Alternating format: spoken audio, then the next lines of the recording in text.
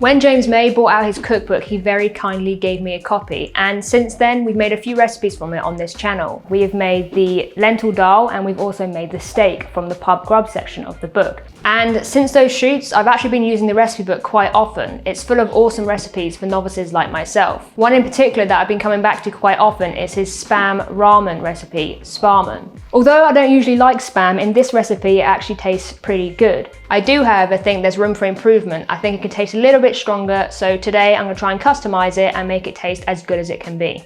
To begin with, we're going to follow James's recipe to the letter, and the changes will come later on. I'm going to start by taking the Spam and dunking it in the flour, then the egg, then the cornflakes. Simple.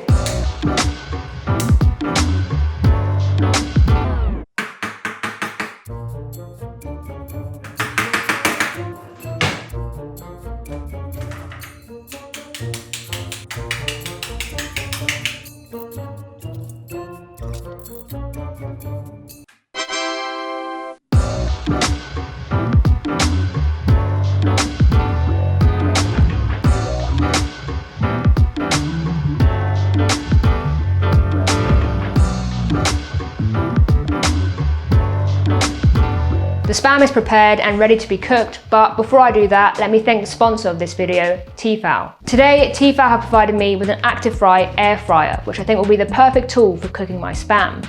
I don't want to risk using a frying pan and end up with burnt fritters like James did in his TV show. With this, all the work is done for me, so there's no risk of serving up burnt food to Mike when he tries my recipe at the end of this video. I'm not only going to be cooking the Spam in here, I'm also going to be cooking the vegetables. I'll have the Spam on the top and the veg on the bottom. Okay, let's get cooking. So first up, we're going to put in our mushrooms at the bottom of the acti fry, and then our spring onions. I'm going to save a few spring onions to sprinkle on at the end.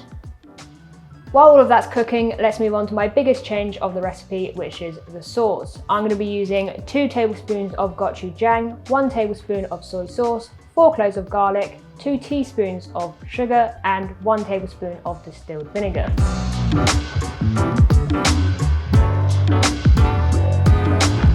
I'm hoping that with these changes to the sauce, my ramen's going to end up looking quite nice and orangey, whereas James's recipe always turns out quite pale. Now we've got the base for our sauce done, we're going to wait for the vegetables to finish cooking, add them to the frying pan with the sauce base, add a jug of chicken stock, and then we're ready to cook our noodles. In the top part of the acti fry, we're going to put in our Spam.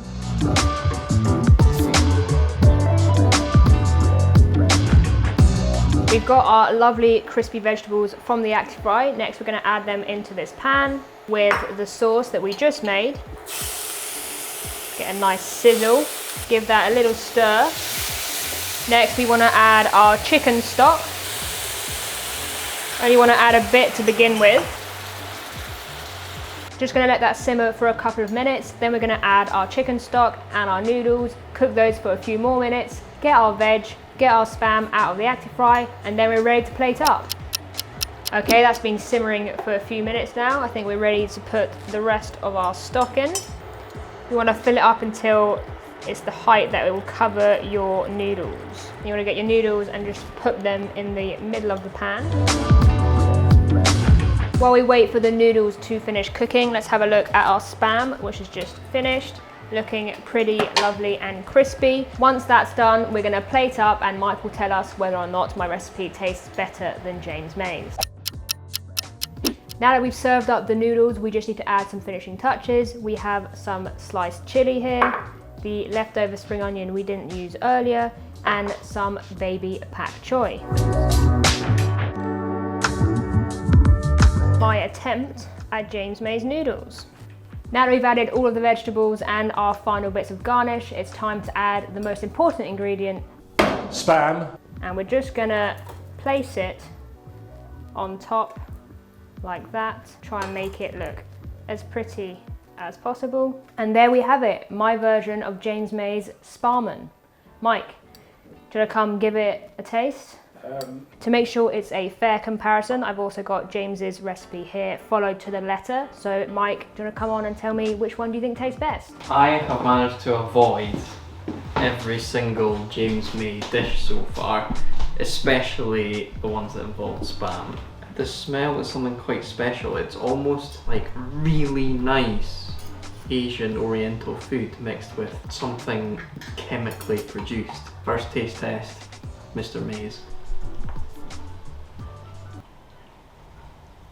I'm really hungry because I've not had my lunch yet during this shoot, but that's one of the least appetizing things I've ever eaten. That's horrible. On to Lucy's. This definitely looks a better colour already. Okay, I've got a bit of everything. Nice little mushroom on there, which should help things a bit.